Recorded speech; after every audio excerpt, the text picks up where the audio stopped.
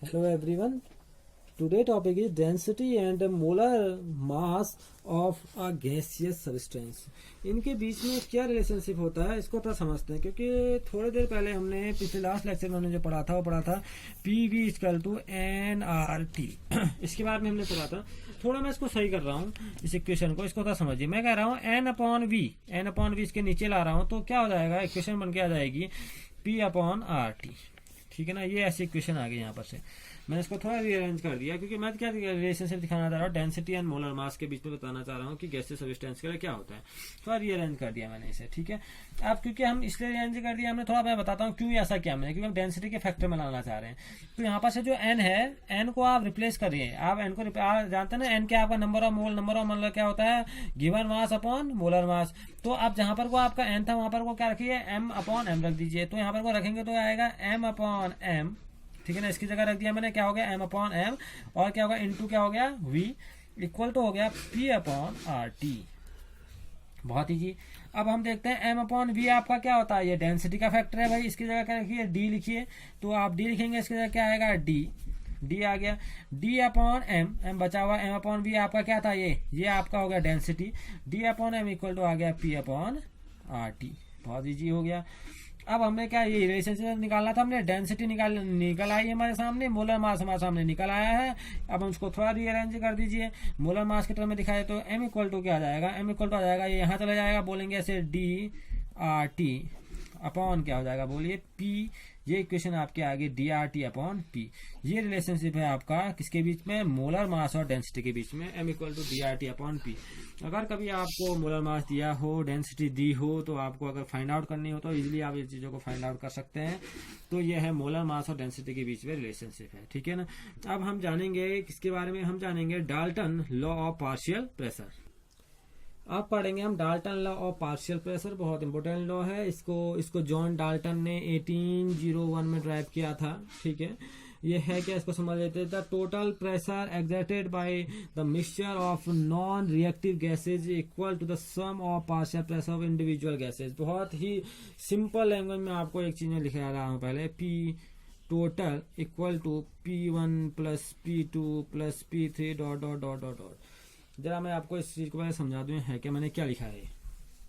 देखिए, इसका स्टेटमेंट था the total pressure exerted by the mixture of non reactive gases equal to the sum of partial pressure of individual ion.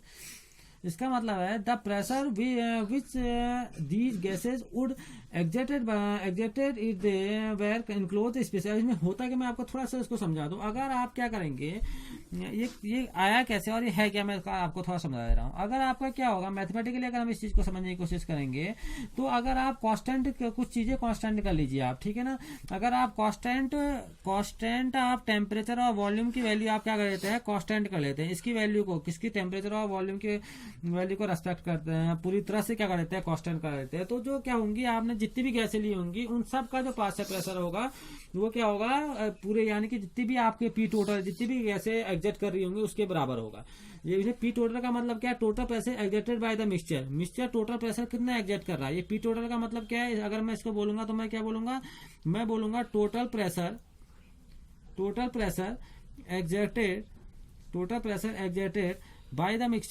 Bye the mixture से mixture द्वारा कितनी total mixture of gases बोल दीजिए इसे। ठीक है ना, हम गैसेस के लिए पढ़ रहे हैं इसको, मिक्सचर ऑफ गैसेस। तो P टोटल क्या है, total pressure exerted by the mixture of gases, यानी कि जितनी भी मिक्सचर की गैसें हैं टोटल कितना प्रेशर एक्सर्ट कर रही हैं। और P1 P2 क्या है, ये क्या है, P1 P2 P2 3 क्या है, ये पार्शियल प्रेशर है हर एक गैस के। P1 P2 P3, P1 पहले गैस का, P2 दूसरी गैस का, P3 पूरी गैस का। तो टोटल जो प्रेशर होगा, वो टोटल जो गैसें कितना प्रेशर महसूस कर रही है वो टोटल प्रेशर के बराबर होगा। तो देखिए क्या, total pressure exerted by the mixture of gases, total pressure कितनी गैसें एग्जर्ट कर रही है। कैसे निकालेंगे आप, जब आप सबका पार्शियल प्रेशर क्या करेंगे, ऐड करेंगे। जब आप सबका पार्शियल प्रेशर ऐड कर देंगे तो आपको टोटल प्रेशर मिल जाएगा, मिक्सचर का टोटल प्रेशर कितना था। तो बहुत ही सिंपल है। तो वो कह रहा है टोटल प्रेशर मतलब क्या है, इसका मतलब कैसे, ये P टोटल कैसे आया होगा, जितनी भी गैसें लगी होंगी उस पर, उन गैसों का जो क्या होगा, गैसों का जो प्रेशर होगा, पार्शियल प्रेशर होगा, वही आपका क्या होता है, P टोटल होता है। ठीक है ना। तो P टोटल का मतलब क्या है, total pressure exerted by the mixture of gases.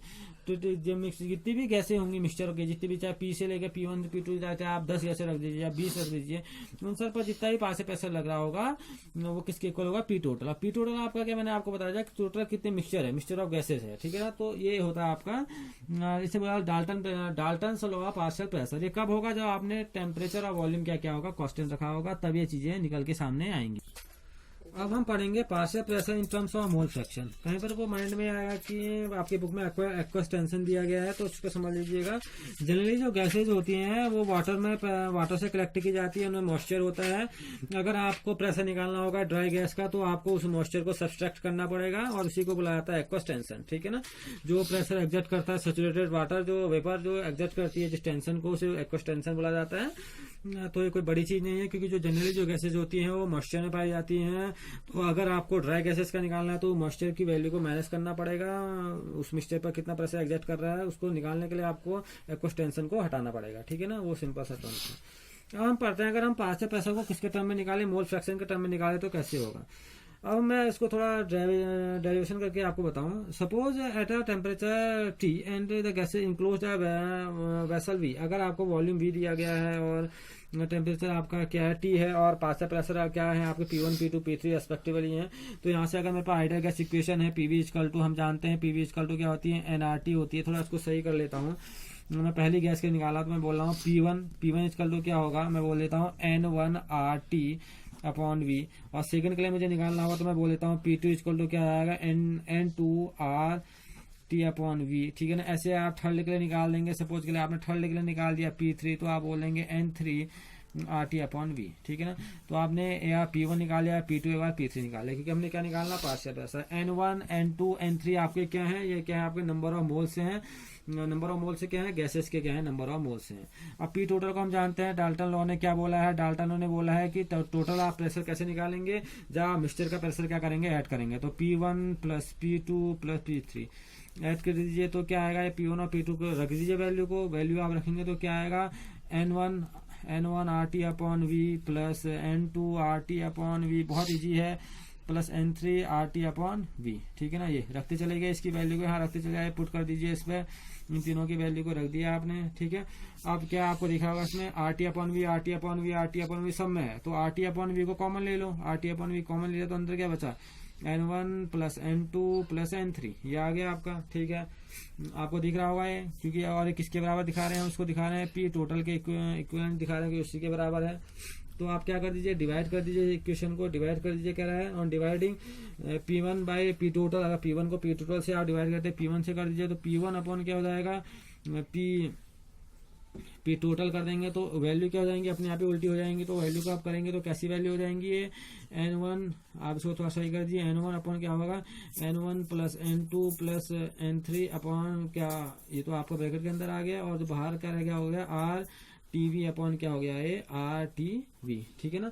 हमने डिवाइड किससे किया है, इसे हमने डिवाइड किया है P1 से। इसको यहाँ पर को लिख सकते हैं आप, यहाँ पर को इस इक्वेशन के बाद यहाँ पर को लिख दीजिए आप ऑन डिवाइडिंग, आपको थोड़ा याद रह जाएगा, on dividing P1 by P total. P1 कहाँ था आपका, ये, ठीक है ना, ये P1 मैंने इसको डिवाइड कर दिया, इससे डिवाइड करोगे तो यहाँ पर P1 अपॉन क्या आएगा, डिवाइड कर देंगे ना इसको P1, तो P1 अपॉन क्या हो गया, P टोटल की वैल्यू पहले से थी, तो P1 की वैल्यू क्या थी, N1RT थी, N1 अपॉन क्या हो जाएगा, टोटल इसके नीचे आ जाएगा, और RTV हो जाएगा, ठीक है ना। तो आप जानते हैं RTV बराबर है चीजें, तो हट जाएंगे अपने आप ही। तो यहाँ पर क्या बचा, ये बचा, तो आपका हुआ क्या, वैल्यू क्या आ गई, P1 upon P total equal to क्या आ गया, N1 plus N2 plus N3, ये आ गई, ठीक है ना। अब अगर हम इसको थोड़ा सा सही कर दें, अगर मैं आपको कहूँ N1 plus N2 plus N3 को अगर मैं क्या बोल दूं, N बोल दूं, तो क्या हो जाएगा, N1 अपॉन N, ये किसके इक्विवेलेंट हो गया आपका, N1 अपॉन N, ठीक है ना। जो N1 अपॉन N होता है हमारा, इसको हम क्या बोलते हैं, इसको बोलते हैं X को बोला जाता है मोल फ्रैक्शन, इसको क्या बोला जाता है, मोल फ्रैक्शन। तो इसकी जगह क्या रख दीजिए आप, X रख दीजिए, तो क्या आ गया, P1 अपॉन क्या आ गया, P टोटल इक्वल टू क्या आ गया, N1 अपॉन N था, इसकी जगह हमने क्या रख दिया, X आपका क्या, यहाँ पर को मैंने आपको क्या बोला, X आपका क्या है, मोल फ्रैक्शन है। हमने किसी टर्म में निकालना है इसको, मोल फ्रैक्शन के टर्म में, नंबर ऑफ मोल्स, और एन को हमने क्या बोला, टोटल नंबर ऑफ मोल्स की बात यहाँ पर को निकाल के आ गई। N1 क्या हो गया, एक का हो गया, और ये नंबर ऑफ कंपोनेंट हो गया। मोल फ्रैक्शन आपने पढ़ा है, एक कंपोनेंट का अपॉन टोटल, टोटल कितना होता है उसे बोला जाता है मोल फ्रैक्शन। तो ये मोल फ्रैक्शन के टर्म में आ गया, तो x हो गया। थोड़ा इसको सही कर दीजिए आप, इसको थोड़ा ऐसे सही करेंगे तो P1 की वैल्यू क्या आ जाएगी, P1 की वैल्यू आएगी x1। हमने इसकी जगह में अगर हम किसी फर्स्ट के लिए निकाल रहे हैं तो हमने इसे क्या बोल दिया, x क्या रख दिया यहाँ पर x1, तो ये क्या आ गई x1 P टोटल। तो ये रिलेशनशिप है आपका गैसेस के लिए, ठीक है ना।